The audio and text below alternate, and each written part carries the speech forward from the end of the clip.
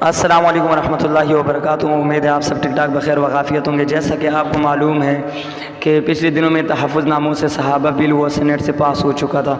یہ بل قومی اسمبلی میں پیش کرنے والے وہ حضرت مولانا عبدالاکبر چترالی صاحب تھے، اور اس کے علاوہ سینٹ میں پیش کرنے والے حضرت مولانا عبدالکریم اور سینیٹر مشتاق احمد خان صاحب تھے۔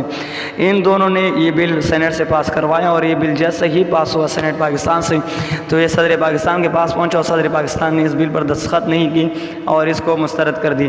اب دیکھیں عمران خان کے خلاف بہت سارے قوانین بنی جن کو قوانین نہیں بننے چاہیے تھے۔ اسی طرح فوجداری کا مقدمہ آپ دیکھ لیں، فوجداری کے قانون ہے وہ بھی پاس ہو گیا ہے، اور نگران حکومت کو اختیارات دینے کے حوالے سے ایک بل تھا وہ بھی پاس ہوا، سنیما کے حوالے سے ایک بل تھا وہ بھی پاس ہوا۔ اسی طرح دیگر غلاظت سے بھرے ہوئے بل سب پاس ہو گئے، اور اس پر صدر پاکستان نے بھی دستخط کر دی، کوئی جھجک وہاں پہ نہیں دکھائی، اور